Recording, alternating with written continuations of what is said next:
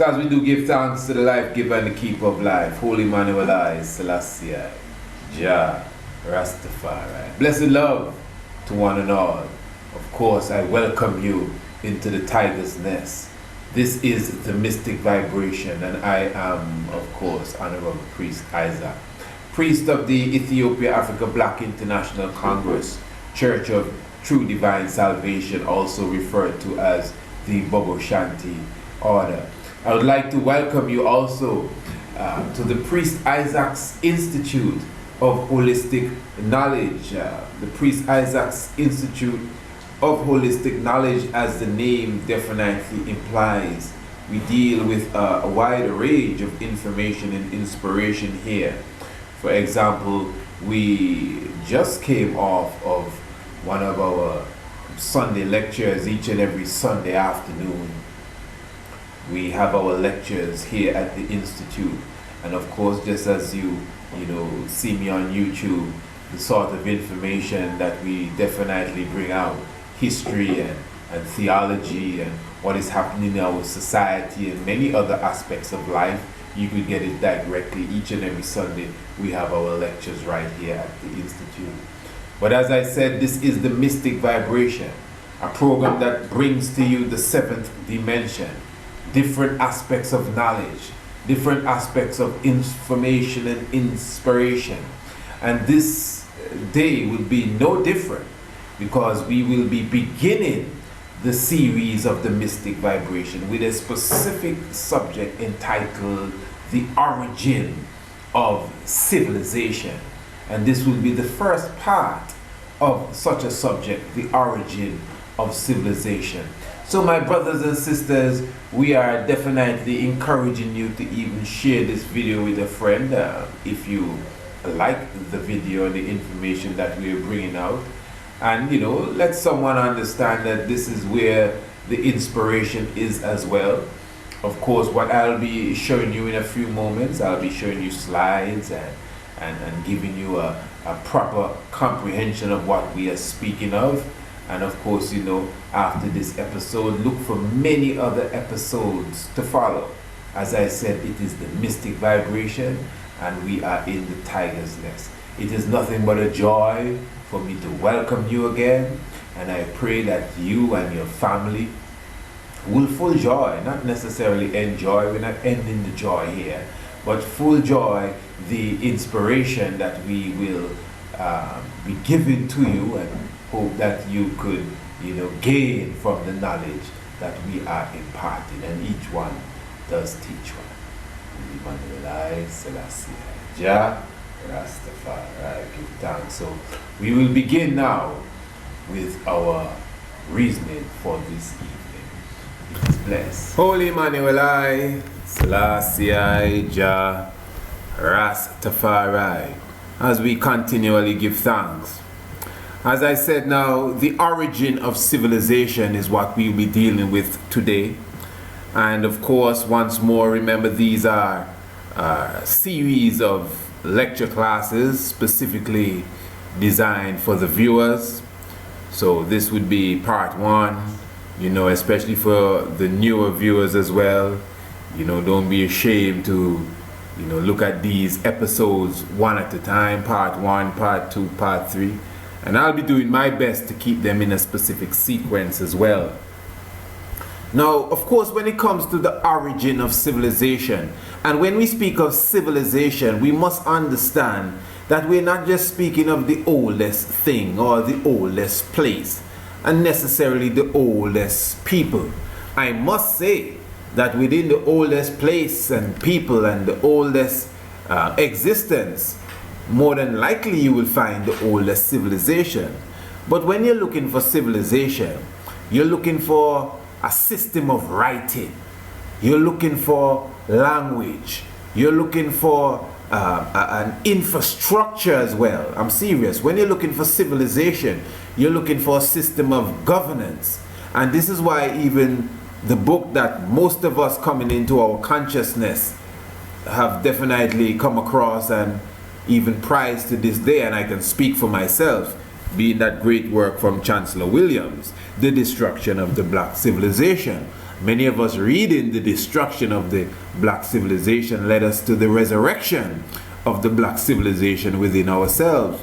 And of course, you know, within that book, it speaks about the ancient kingdom of Songhai and Kuba and, different civilizations and their governmental system and their communal system, educational system. We understand that even in the ancient voodoo and Benin and these places, according to even our great scholar, the wretched of the earth, Frantz Fanon, will clearly show you that in the ancient tradition of these African civilization, certain words did not exist.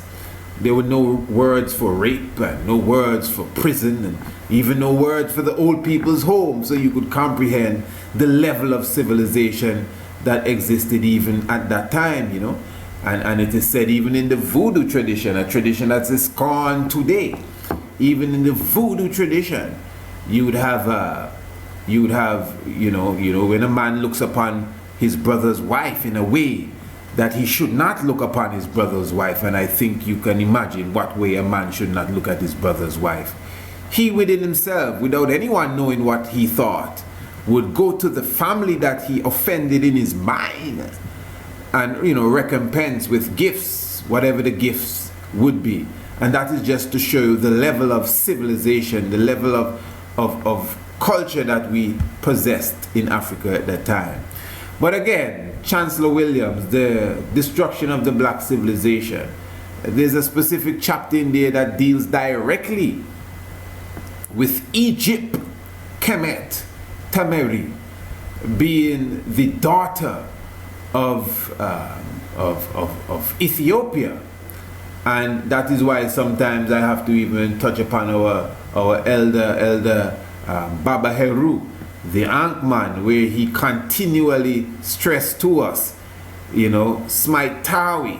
I know he would say it even a little more refined, Smite Tawi, which is the unification of the two lands, be it Ethiopia, Kemet, Sudan, etc., etc.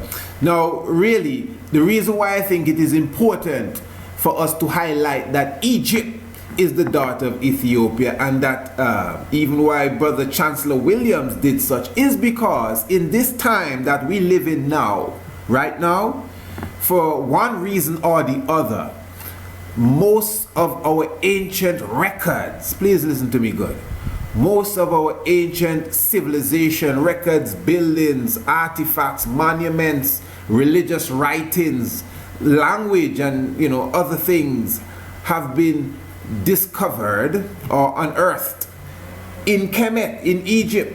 Of course, the great pyramids of Giza would stand out right away, and the alignments with the heavens, and of course the mathematical equations that can be found within the pyramids, whether it be pi, epsilon, phi, the golden spiral, the so-called Fibonacci, numbers. All of these things are encoded within the Great Pyramid, and then now we understand that the Great Pyramid is at least 5,000 years old. I'm sure that it's older than that, but we're dealing with accepted archaeology right now and accepted dating, and 5,000 years is still a lot of time to show you that we understood the depths of universal mathematics at that time to build such a humongous structure, colossal structure, so big, that's the pyramid, over 2.5 million blocks, and each block weighing 10 to 100 tons. You could just imagine, and yet still this pyramid is built in such a way that it perfectly aligns with stars, Orion constellation, the Sirius stars, as well as many other different, the northern celestial pole. So therein lies mathematics, obviously, and high science and astronomy. That's civilization for you. And at that time, and I'm speaking of 5,000 years ago, now listen to this, just 5,000 years ago, at that time, you would not be able to detect any sort of civilization close to that. in the other parts of the world. You know, even in China or even in the Western world, that level of connection, mathematics and high astronomy was not seen according to our dating system when it was seen in Egypt. Now it is seen in basically all over the world. You know, you could travel the earth and find monuments, and in every corner you'd find monuments and structures that are built mathematically inclined, etc. But it is us who left the African continent that came to all corners of the globe and again brought this level of civilization. So again, whatever you may find in Egypt and whatever level you may put Kemet and its, you know, its heyday and how great it is, we must remember that Kemet is the daughter of the southern lands, the higher mountains. I'm speaking of Abyssinia, Ethiopia, and that is very, very important.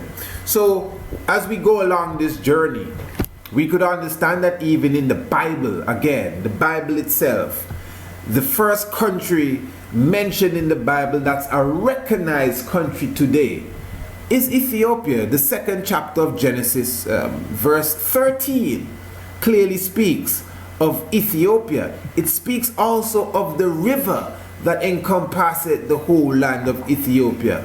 You know, and the river that encompasseth the whole land of Ethiopia, as the Bible recognizes it, is the Gihon.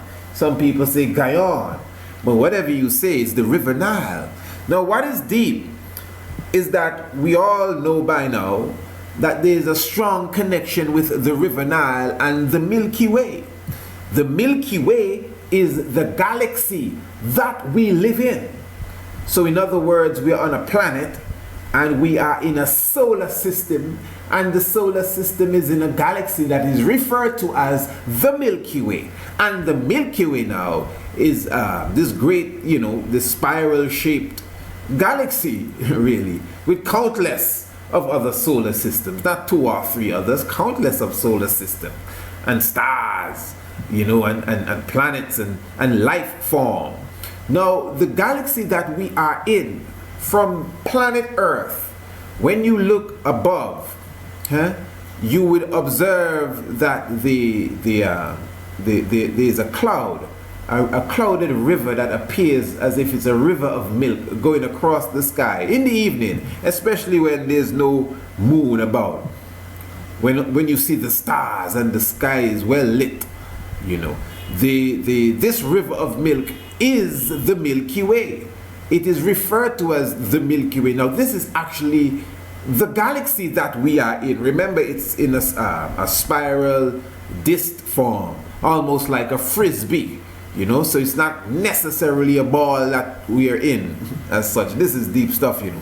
But when we look out, you know, from the planet Earth, we see this river of milk, what appears to be a river of milk. And you know, this is very important. When you follow me, you got to be get accustomed to these terms. What appears to be, what seems like. So for example, the sun appears, listen to me good, the sun appears to be rising, but we understand it's the earth rotating and revolving around the sun that gives the impression that the sun is rising.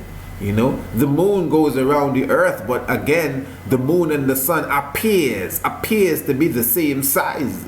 So it appears. That's why when you have an eclipse, you know, the moon or the sun or whatever fits perfectly over the other one, just so it seems. And this is very important to understand as we deal with the esoteric science, which we will deal with more in other episodes of this mystic vibration. Yeah. But the point is now that the river Nile, the apparent path that it appears to take in the heavens, is said to be the exact path that the river Nile takes on the planet Earth. Now, the reason why that is important to highlight, you know, is because now how mystic it is that along the banks of this river Nile, this is where civilization is said to have begun. We can begin with the oldest structures of human beings. I'm talking about bones. And of course we could understand from Kenjira man and the Broken Hill man, the Zimbabwean man, we're talking about fossils that are 100,000 years old, 110,000 years old, 150,000 years old, you know, going back in the past, you know, the African man, you know, before the existence of any other known race of individual on the planet. And then now we can supersize this, and we're talking about Dick Nish, Lucy, 3+ million years old. We gone millions now. Kadenumu, 5+ million years old. And of course, I'm sure they had parents. So the point I'm making is that even if we didn't go into the millions and we left it at the Kenjira man and these ones at the 150,000 years old, fossil remains of black people, all of this found in Ethiopia and Kenya and Africa, Uganda and the Great Lakes, Rift Valley, Nile Valley area, we definitely had a good head start on all the other races that exist. Now some people may feel that you're prejudiced and racist. Prejudice, well, I'm not prejudiced at all, for sure, whatsoever in this case.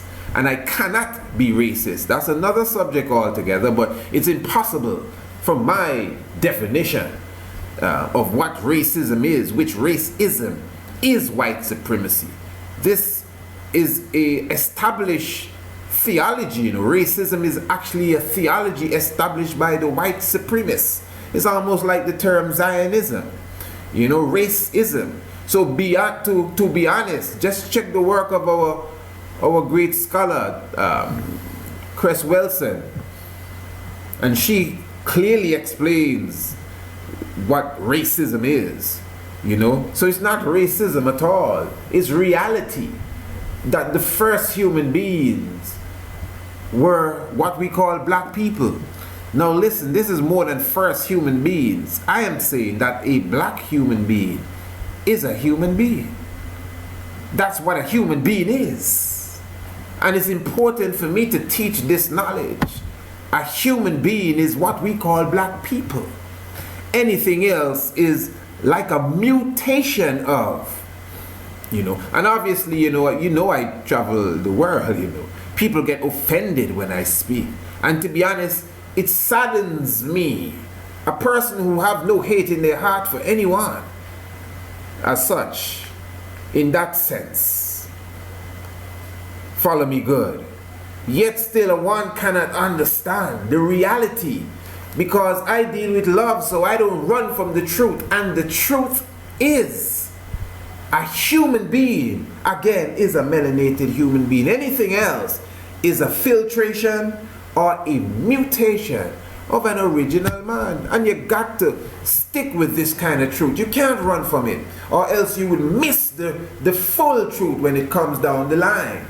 So this is why the oldest fossils of human beings are black people. And this is why the oldest fossils of human beings are found in Africa.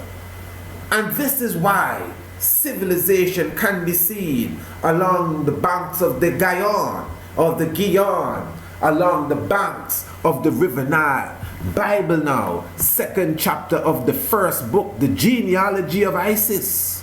Verse 13, Genesis I'm speaking of, clearly shows you that Ethiopia, some Bibles put Cush in. It's correct, but of course, you know, that's so it can distract you. You're trying to figure out where Cush is. We all know where Ethiopia is. The origin of civilization. Now, yes, it's important to keep in mind that Ethiopia itself is more than just the land we know today in the Horn of Africa. You know, different time spans. Ethiopia against Smaitawi would cover all of Northeast Africa. You know, Ethiopia would cover all of Africa. Ethiopia at another time would cover all Africa plus Arabia. Ethiopia would have gone as far as to India and even China. You can understand, and we know the history, something we'll get into in the future, you know, of the Li Shang dynasty and the Zhao dynasty. I'm talking about the more ancient of dynasties in China were founded by black people. The Shaolin, what's his name here, Bodhidharma, and all these individuals that went to these places and found the Shaolin Temple. These are all black people, you know. So Ethiopians, according to anthropology. So all of this is very important. Again, we're dealing with the origin of what? Civilization. We were the ones that civilized. We were born civilized, you know. And history would prove that we had to civilize the others that came about, whatever nation. That's why I said we had to go amongst the Indians. We had to go amongst the Chinese. They needed to be civilized. No one came amongst us to civilize us. We were born civilized. This is very important and it's necessary, you know, especially, you know, because I'm a pro-black person. I deal with my black people. I'm telling you straight. And I want them to know who they are and feel proud about who they are. I'm not in the game of who I offend. I'm not about that at all. It doesn't mean anything to me who is offended, you know, man. Offended for the truth? Well, something wrong with you. I want my African kind to feel honored, knowing that they're the gods and goddesses as they use the term. But God is really not just a German term, it's a German deity. God is somebody, you know. God is a German being. God was given the name from God, a German general. Imagine that, but that's for another time. So really now what we have here is the ancient Kingdom of Yam. The Kingdom of Yam is in the area that is known as Sudan today, or Nubia. The Kingdom of Yam. And the people from the Kingdom of Yam, very symbolic to, or similar to even the Magi, the warriors that kept the ancient secrets, the keepers of the ancient ark. These were black, dark African people, the people from the Kingdom of Yam, as you can actually see. The Kingdom of Yam specifically now, you would also hear about the ancient Kingdom of Punt. These areas here were older in their civilization than even dynastic Kemet. Now for your knowledge, remember dynastic Kemet, according to some of these professors like what's his name, Petrie, Flinders Petrie, and these ones, they would date the dynastic period of Kemet to about 3100 BCE, you know, before the Common Era. But the Kingdom of Yam existed at least 8,000 years ago, which we're going into at least 6,000 years BCE. That is the Kingdom of Yam. Records showing that. Even their writing system, the writing system of the Kingdom of Yam, is older than that of the writing system of Kemet as we know it. And for those who can read the Medunetta, those who can read the hieroglyphs, I know there's even a writing I think they got from the city of Meroe that cannot even be deciphered up to this day. You understand? But for the study's sake, let us get this clear, that as far as writing goes, this is very important, let's just follow me good. As far as the writing system would go, it is considered that the hieroglyphs of Kemet is the oldest known writing system. Technically it's true as such, or we could say it's relatively true, but not absolutely true, because we have evidence of all the writing systems. The system of writing known as the hieroglyphs came from all the writing systems that you can find even in the Kingdom of Yam. Now the Kingdom of Yam specifically now, this is very deep, you know. they have found even in the Kingdom of Yam and Naptaplio, the megaliths, rocks, the megaliths, stellars, aligned in specific ways similar to what you have at Stonehenge. You know, and I have a video on my site when I visited Stonehenge that you could check out as well. It's right there on my YouTube site. You should check it out. And the megaliths at in the Kingdom of Yam in Nubia are similar again to that in Naptaplio, similar to that of what you see in Stonehenge. Those were erected by us as well. Those in Stonehenge, it wasn't erected by nobody else but the black people. And the megaliths that exist on Greencastle Hill in Antigua, where I specifically reside, where I was born actually, where I am right now doing this recording. You know, Stonehenge, it's referred to as the Stonehenge of the Caribbean. For those of you who have seen the video that I've done on Anu, Greencastle Hill, the Stonehenge of the Caribbean.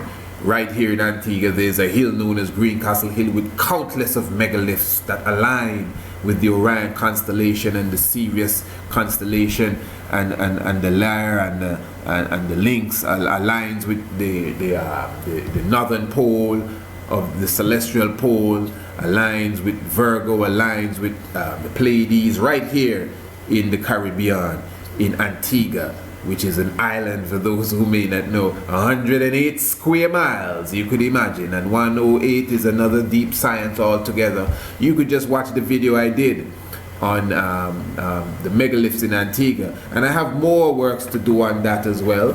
And you know, these are some of the megaliths that you would see on Greencastle Hill. Not thousands, what am I saying? Countless of megaliths. And of course, we do offer hikes up there. I do hikes to Greencastle Hill all of the time, you know, where individuals can even, I set up tours, which I'll give you more information as we go along. Even if you're overseas and you want to come to, you know, Antigua, you know, if you deal with the megaliths. And take it from me, there's no site that I've visited that I'll compare. Not even Stonehenge. Stonehenge is, you know, nice, but this is a hill almost 600 feet high, filled with countless of megaliths that align specifically with the heavens. Now, so the kingdom of Yam, Naptaplio, these are kingdoms that are older than dynastic Kemet. We're talking about this is Hakuf, and Hakuf is like what you would call a diplomat, like a chief of staff. I think it's around the 6th dynasty in the time of King Pepe.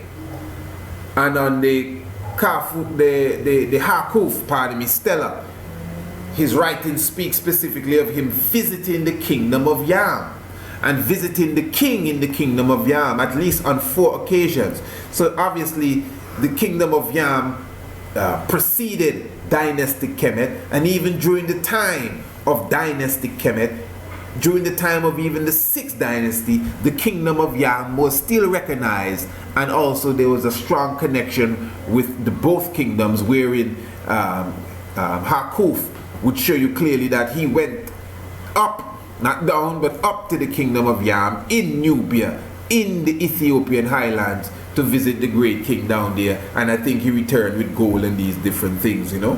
Then of course we all should know about the coastal incense burner that was found also in Nubia, talking about on the skirts of modern day Ethiopia, but all of that is Ethiopia really, Kush, Nubia, talking about Punt, talking about Put, all Somalia, Ethiopia, Eritrea, all of that. So the incense burner itself, even when you observe the incense burner, it has certain glyphs on it that is very similar to what you see in dynastic Kemet, where you have the king sitting on his throne with his 7 staff.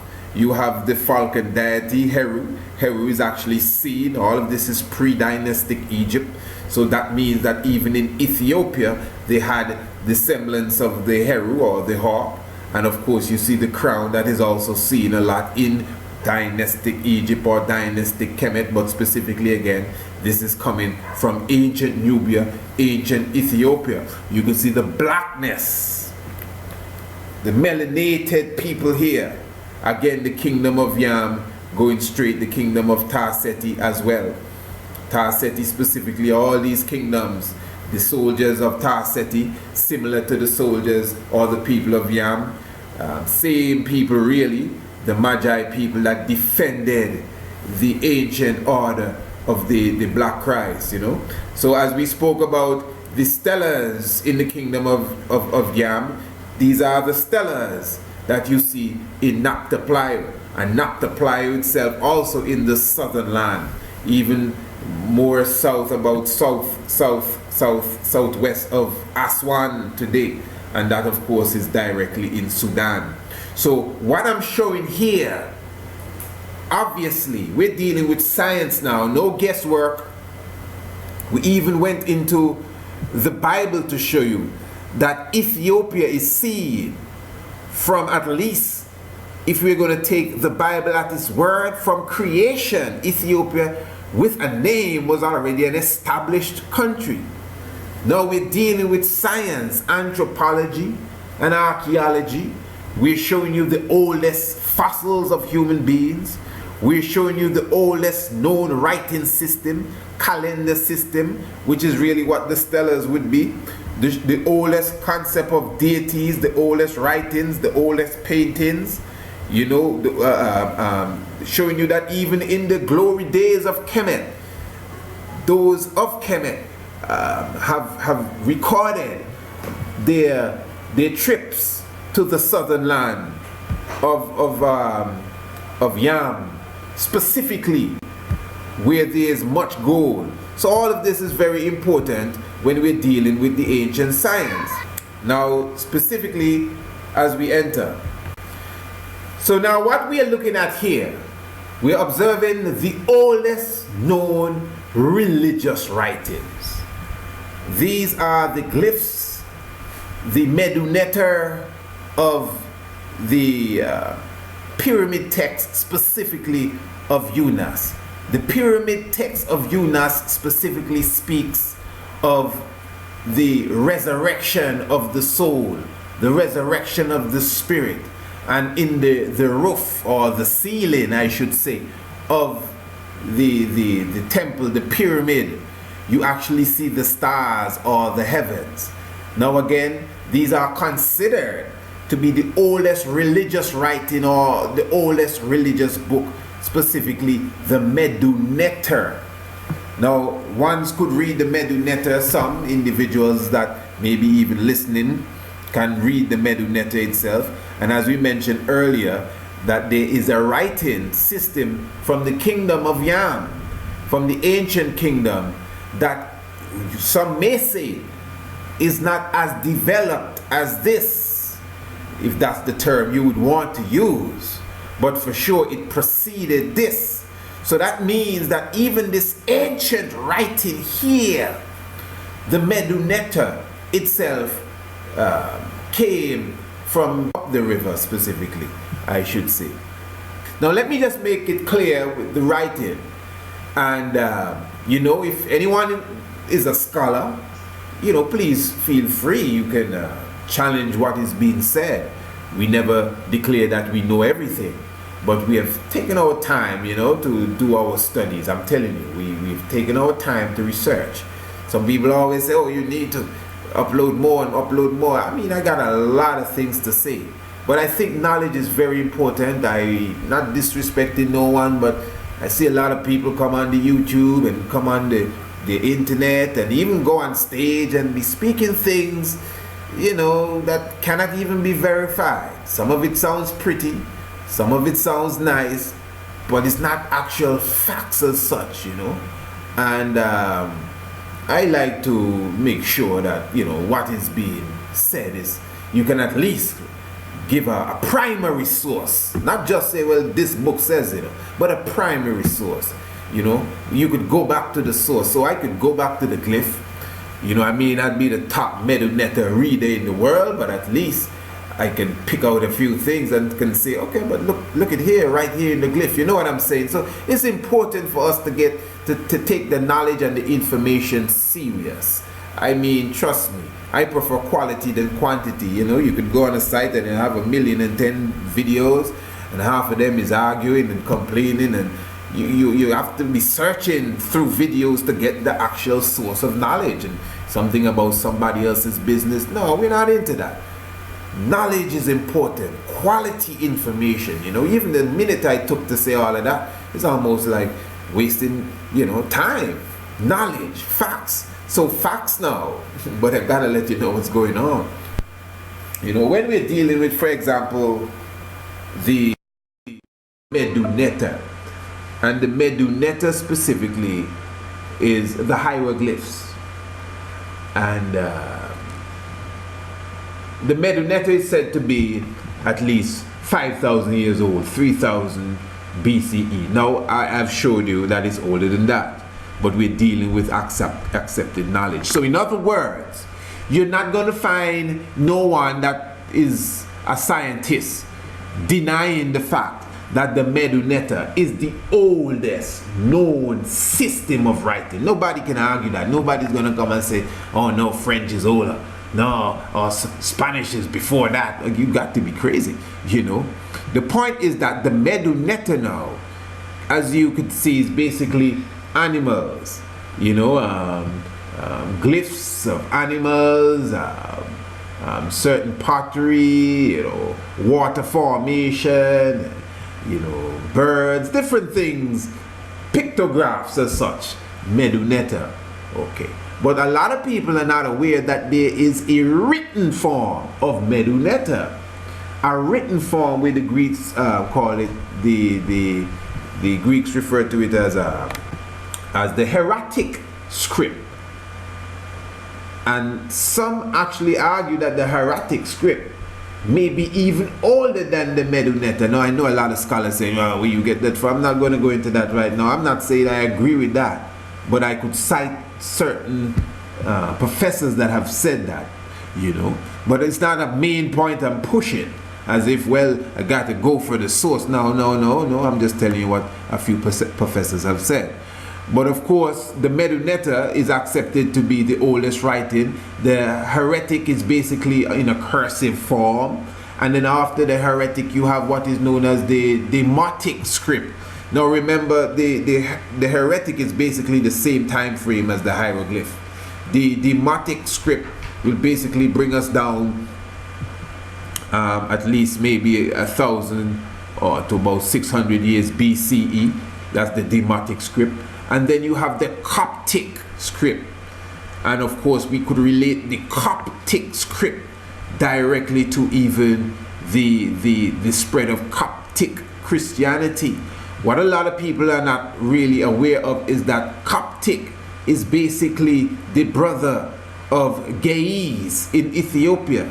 So Ge'ez, listen to me good, Ge'ez is actually a written form of hieroglyph. In fact, this is why there's scholars again that will clearly tell you that the original Quran was written in Ge'ez.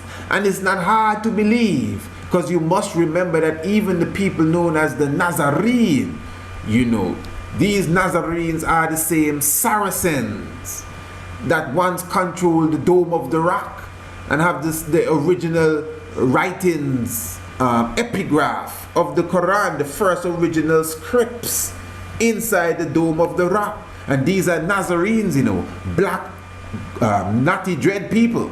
So this is a deep science we have to get into, and that is why language is very important. That is why, you know, the tongues that was spoken. So even the Phoenician people, this is where people say that the Phoenicians are the parents of writing. The Phoenician gave Latin and Greek and English and all of that to the world. That may be true. I agree with that. But where did the Phoenician get their script now? The Phoenicians are basically North Africans. And this is where you get the term phonics. Phonics. You're hooked on phonics as such. So the Phoenicians, PH makes the sound f. Imagine that. PH, you know. F. You gotta understand English, you know. English, as I call it. The H is invisible. You don't be upset with me. They have invisible letters too, and this letter is silent and this letter is not there, but you make the sound. I mean, come on, that's how the language stays. It's not a language that you learn the sounds to develop a word, you know. You have to know the language. So R-E-D is read, R-E-A-D is read, R-E-A-D still spells read, and you have to know while you're reading if the word is read or read, you know. And many different words. I mean, reading, writing, and arithmetic. When we were young, they told us these were the 3 R's. The 3 R's are reading. Okay, that begins with an R. Writing. Sounds like it begins with an R, but it begins with a W. And arithmetic. That's an A. It's R-A-W, W-A-R. It's war. It's really war. The educational war. You gotta understand, overstand, and understand, comprehend how dangerous this language is. That's why Rastafari come and change the language, you know. That's why I change the language. I going forward, we're not going back.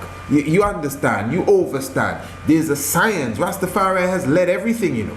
Everything. The same granny that throw you out the house when you came, Rastafari, for putting on locks. She have locks now and she even eat better than you.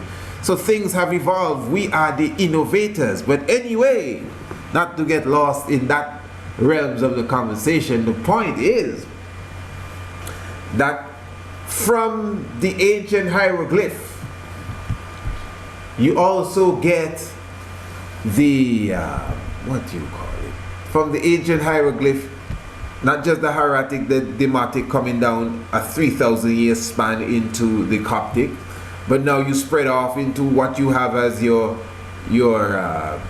even the Syriac, which is said to be the father of the Arabic. All of this comes from the hieroglyph, the Syriac, you know, the Akkadian script, all of these different scripts. So the point is, English and French and German, of course, them just come the other day.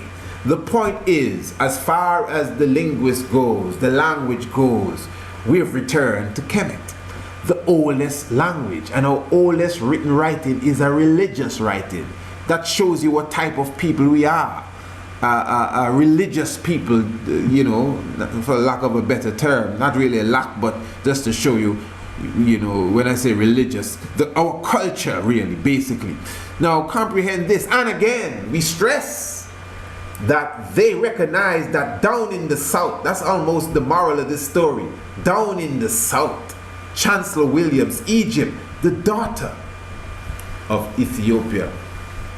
You know, so this is why now also the ancient writing that you saw in the pyramid text, they then placed it on the coffin. That became the coffin text. And of course, many would know of the papyrus of Ani, the what is referred to as the Egyptian Book of the Dead, or the coming forth of the coming forth of day and night as well.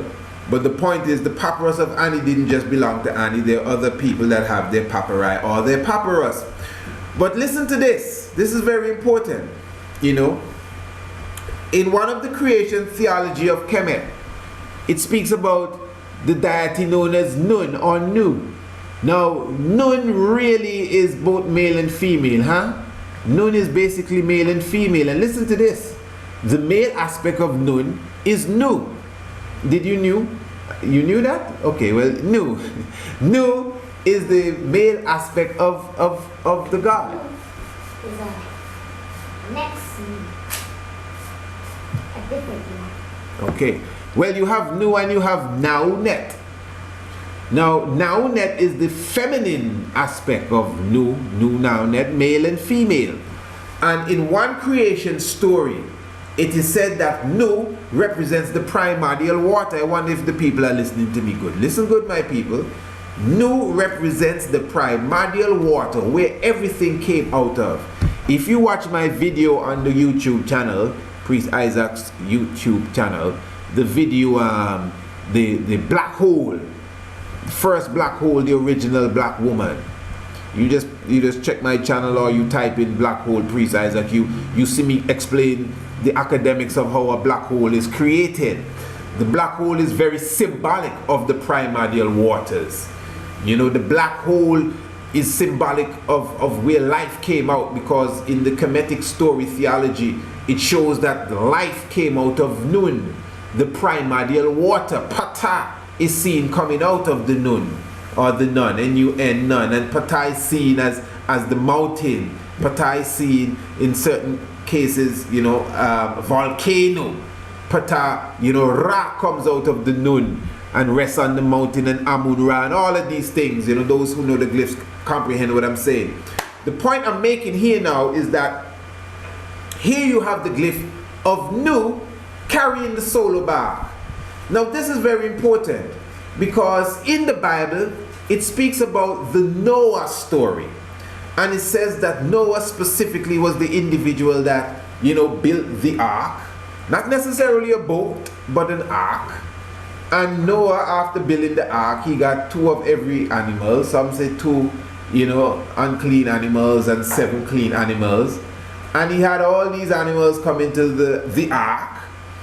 And God flooded the earth and everything. 40 days and 40 nights it was raining on the ark.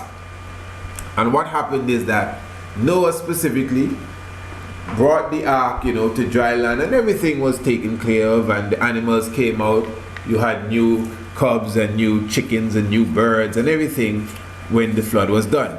What I'm saying is that I'm sure many of us understand that, and I as a Rastafari, I'm saying this clearly, if one takes his time, His Imperial Majesty Haile Selassie the First, not only speaks of the Bible, and I don't think this is even down to the Ethiopian Orthodox Christianity, but there's certain statements that His Majesty makes of the Bible. And once you are a Rastafari, you should inspect these statements. Once an individual is this is a quote from the king, well, not a direct quote, I'm paraphrasing, but in today's time many see their aspirations dwindling before them, but they must realize that the Bible is their refuge. This is what the emperor is saying. Is the rallying point of all humanity. He makes some very key statements. He says, and without it you cannot hope for salvation. Now this is very important. That's a serious statement to say about the Bible, because I have lectures that I give about the Bible, and we'll be doing them right here. You should stay tuned for that, showing you the origin of it. And when I say the origin, I don't mean Moses going up into the mountain and getting the Torah. No, I mean, okay, is that's good, you can believe in that, that's nothing wrong if that's your faith, but we like to deal with what we can prove, and we can prove where it started from. So what's the science of all of that now? Listen, in the Bible, St. Paul himself, it's Galatians, I think it is, or Ephesians, I think it's Galatians specifically, I'll get it straight and put it on the screen, where St. Paul clearly says that the story that relates to Abraham, Hagar, and Sarah, that specific story, he says this is an allegory. What am I saying? St. Paul says it is an allegory. It is symbolism. That means that it is, esoteric, an allegory. That's St. Paul. The Bible saying the story of Abraham and Sarah and all of that is allegory. And listen, one of the main things that has befallen us, many of us, Rastafari too, this is very key. We have lost the value of symbolism in the Bible. So the literal aspect of the book, though there may be literal aspects, that's not my denial at all. I'm not denying that. But the Bible is highly coded. We lose this thought. It's highly symbolic. God says that He's going to give the daughter of Zion horns of brass and hoofs of iron. What is she, a cow? You're going to give this woman horns of brass and hoofs of iron? She may smack you and say, well, you disrespected me. But the horn is a symbol of power. Look at Isis. Look at Isis or Aset. Look at Het, also known as Hathor. You know, these deities, even, you know, these Kemetic deities are seen as cows. Nut is seen as a cow too. They have horns. They have hoofs. That is symbolism. They turn into cows. And they also turn into cows as well, symbolically. So the Bible is highly symbolic, and the Bible specifically is symbolic in many ways. The same Abraham, the father of the nations. In the ancient Hinduism, Abraham, remember Brahma's name is Brahm, just like Abraham was Abram. And Abram and Brahma became Brahma when he created. Abram became Abraham when he gave birth. It's high symbolism. See, and you can look at Brahm and Abram and Brahma and Abraham and see the words, and you can mix it around and play with the letters, and you could see the reality of it. Listen, once you listen to me, you know, you're going to get a lot of this kind of talking, you know, man.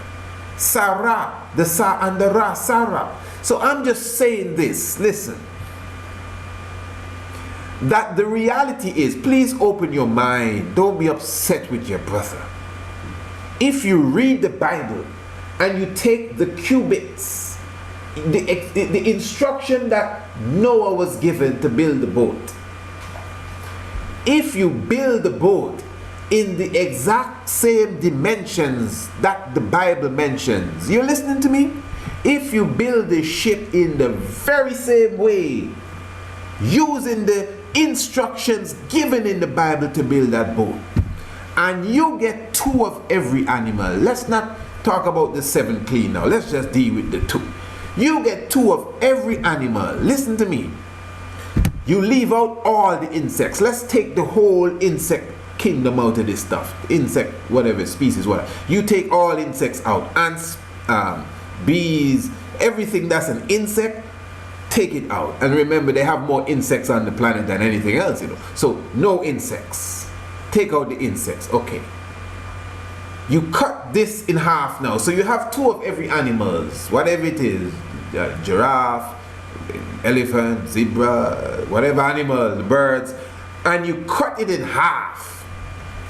Do you know that a quarter of what you have remaining still cannot fit in the boat that you just made? You can't tell me I'm lying. Go and build the boat, let's see. Huh? You know how much animals on the planet, species? Now if this, listen to me, oh, don't be upset, pastor, whoever. Just understand your brother, listen good. I just told you what Haile Selassie said. The Bible is the rallying point. Haile Selassie says he glory in the Bible. And the Bible says that the story of Abraham, Sarah, and Hagar is an allegory. We can't have it both ways. We believe in Bible, but we don't want to accept what it says. The story of Abraham, Hagar, Ishmael, Sarah, St. Paul says it's an allegory. Well, if it's wrong, take it out. They should have taken that out at the Nicene Council then if it doesn't belong in there. We can't be hypocritical now. So I'm saying that the story of Nu, you mean in Kemet? No. In the Bible. No, Noah you mean. No, Nu. Noah. Nu. You're God mad? Read the Quran. The Quran speaks about the story of Noah. I don't understand what you're saying, the priest. You lose me. Nu is the Arabic name for Noah. Oh, I thought I said Nu was the Kemetic name for yes. Yes. Listen to me good now. That's why we took time to break down where language comes from. The hieroglyphs, the Heretic, the Demotic, the Coptic, the Ge'ez, Arabic, Amharic, and Aramic. You see everything sound the same. That's why in Arabic you say salam. In Amharic you say salamta. In Aramic you may say shalom, from the Hebrew shalom. In English you say peace. You see the vast peace. Look how far peace. Because they want a peace, so their peace is a different type of peace, you know. But in the ancient languages, you could see they all come from the same root. This is very important. So I'm showing you now. There's a story in Kemet of a man with a bark, a solar bark. Take the B off a bark, you get ark. And this man with the bark, his name is Nu, N-U. And he has the bark, and on the bark he has 8 people. And this man Nu represents a flood. He represents water. And he's carrying this bark with the 8 people. And what does this represent? Well, the Bible, no, not the Bible. Let's deal with the older story first. What does this represent? It represents creation. Good. That's what it means. That's a story about how the earth was created. Give thanks. Let's go back to Noah now. In Arabic, Arabic's name, or the Arabic name, which comes from the hieroglyphs, the Arabic name, I know Muslims, and I'm sure there are many Muslims that's gonna disagree and tell me, well, you know Allah, but I don't know, you know all of that. Allah, I got no problem with Allah at all. If you watch my video, Master of Ceremonies, not Master of Ceremonies, well, you can watch that too, but 7, the divinity of King Emmanuel Charles Edwards, you see the love I have for Allah, you understand. But the point I'm making is now that I know many ones would argue that, you know, Arabic doesn't come from, Arabic comes from the Syrian script, the ancient Syrian script. I think we know that. Syriac specifically. I don't think you could look that up. And the Syriac, it didn't come from those Sumerians. And if it did, that came from the ancient African writing. So Nu in the Quran is Noah. Noah is not Noah's name. Allah is the best Noah. These people with the language, they play with you, man. Dyslexia. Allah is the best Noah. That is why in the New Testament the name for Noah is Noe, because it's coming from Greek. Hebrew, Noah. Arabic, Nu. And Noah, or Nu, built an ark.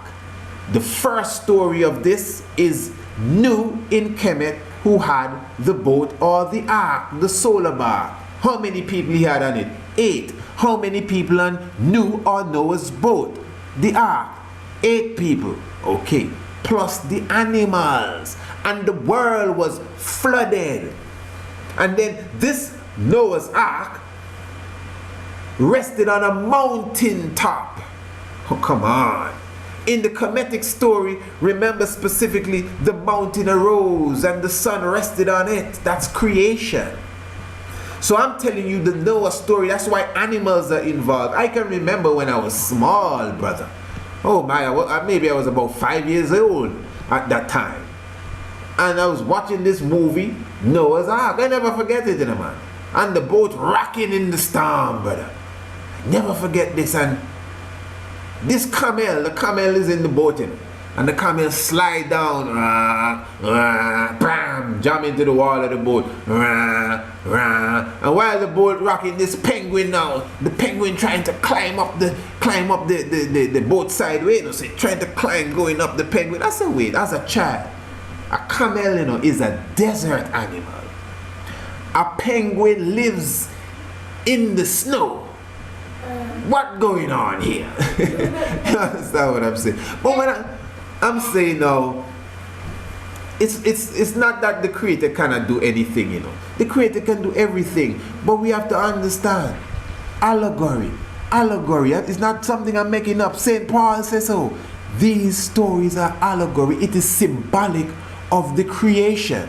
That is why, remember 2012, many people were saying that, you know, the main calendar, not their calendar alone, many other civilizations say that we are living in there were 4 creations, you know, and we're living in the 5th world or going into the 5th world. King Emmanuel speaks about the 5th kingdom of Negus. Now, the earth was created and destroyed 4 times. That's what people are saying as far as ancient Mayans, Aztecs, the other dynasties we mentioned before. But listen to this, even in your Bible, Genesis chapter 1 and chapter 2 are two totally different creations. Genesis chapter 1, the creation is done by God, Elohim. Chapter 2, it's done by the Lord God, Yahweh. That's two different things altogether. Elohim is 7 beings. Yahweh is one of the Elohim.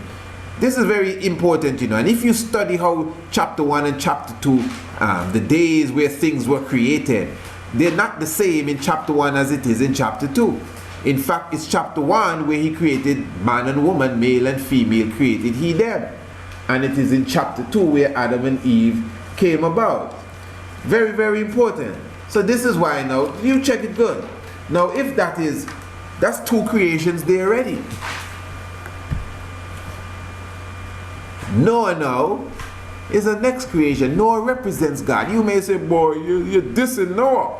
I dissing Noah. I'm telling you, Noah is God. He's the best Noah. Allah is the greatest Noah. You understand what I'm saying? This is deep science because it's new. He represents, the Bible is highly symbolic. As African people, we have known to spread our thoughts through stories. You know, Christ himself in the Bible, he teaches parables to his disciples. It doesn't mean he's lying. Parables is as we say in my accent, as what you would call it, our tongue. You know, is make up story he give it. Nothing goes sir. It is not the truth.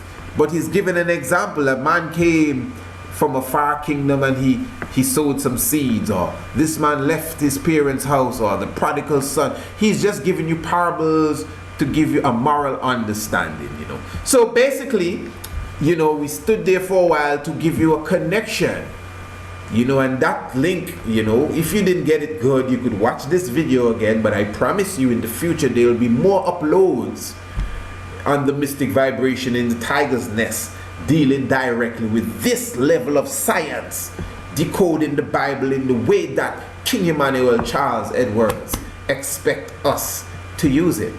Okay, now I'm sure many people know about this, the hieroglyphs of Abydos. We're still dealing with the origin of civilization, and we're looking to wrap up this discussion now. You know, you could obviously see the Black Hawk helicopter. You could see the war tank. You could see the submarine or the hovercraft. These were glyphed into the walls as such of ancient Kemet thousands of years ago. Man, even if it was hundreds of years ago, even if it was a century and a half ago, it would still be something. This is way before Orville and the other brother there, the Wright brothers. They're wrong brothers, man. Because if you observe this, it's obvious that we had the science, the technology, if not that, at least the vision to foresee the heights. A Black Hawk helicopter, I mean, that is clear. And listen, that isn't anything.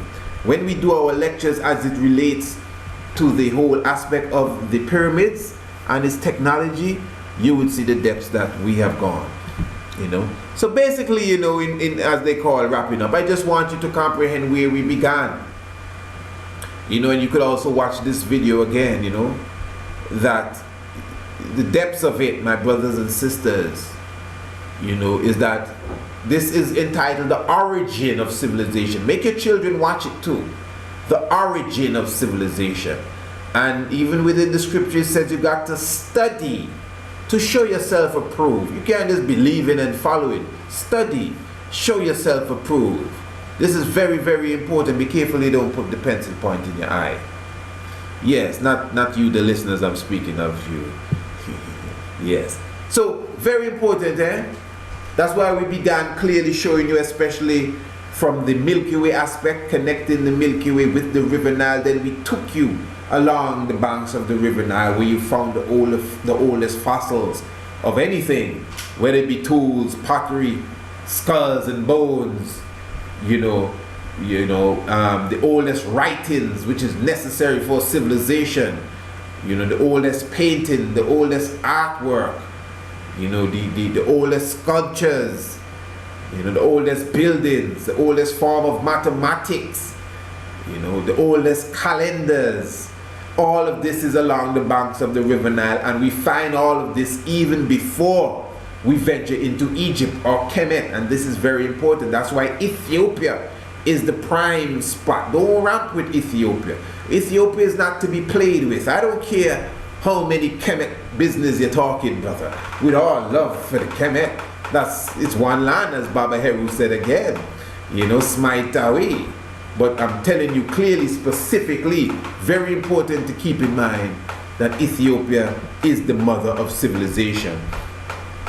And this is just to show you, of course, even on the religious aspect, as you could see the Islamic brother here kneeling and praying, and you can see the ancient form of Kemet where they knelt and prayed. I'm not putting this up because some people will say, oh, look, you see, they stole this from this. And I'm not in too much of the stole this from this and stole. There are things stolen from the ancient Ethiopian tradition, yes. But we have to be careful. For example, as I said, there's a kingdom in Ethiopia called the Kingdom of Yam. I just showed you that.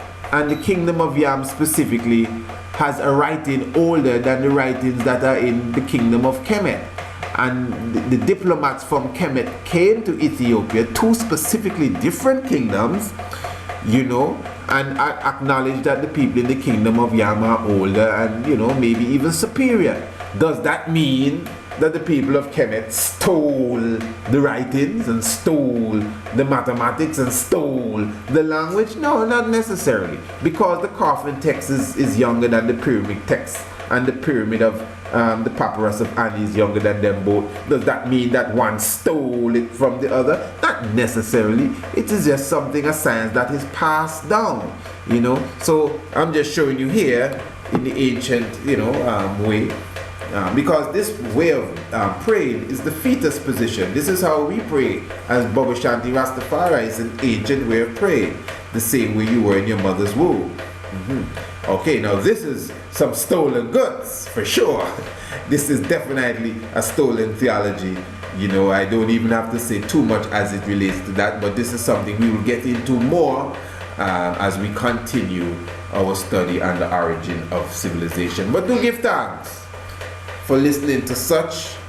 The Black God we praise. Holy Emmanuel I, Selassie I, Jah, Rastafari. And yes, we do give thanks again for your patient listening and your attention.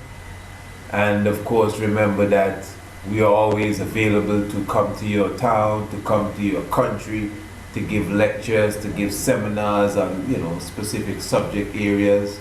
Also keep in mind that our DVD documentaries are also available from the Master of Ceremonies and the DVD documentary 7.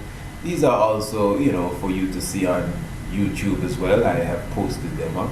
But I know there's some of you who are definitely, still, yearning to get your copies of such. And the book Anu, Ancient and Modern, of course, the Biblical Land of Israel.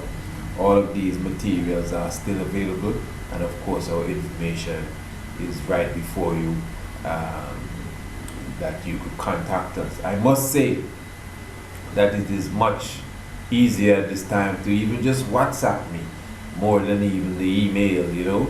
I will see the email, but the WhatsApp works a bit faster at this moment. So my brothers and sisters, do give thanks again. As I said, the information will be made clear to you as we conclude this programming for this evening. And it's just nothing but joy and happiness that I do. Give thanks for your presence again. As we always say, if you know your Bible and you do not know your history, the knowledge of your Bible will become a mystery. And it takes real eyes to realize the real lies that are around us today. I ask again that you could share this video with a friend and continue to stay tuned for more uploads. Holy Emmanuel, Selassie, Jah, Rastafari.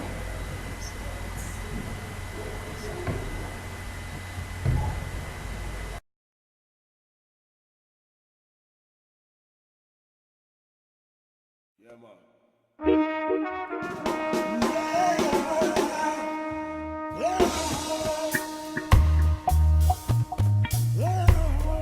down fast now, boom the acoustic. Make them done know from them born and grow. Nurse the tender herb from them born and grow. Rastafari they hold the door. And he ever was so, you know. He ever was so, and it ever was so, you know. He ever was so. There's the palace down here so in a ghetto. It ever was so, you know. Yeah, born in a ghetto. You know, he ever was so. Elevate themselves for distinction, and them still seem to no that still I see rule your take us up, and he ever was so. You know, he ever was so. You know, he ever was so. He ever was so. He ever was so. Still I see rule the anciency. It ever was so. His eminency from the ancient lion of white bull of Genesis. He carried more Torah, and it ever was so. You know, he ever was.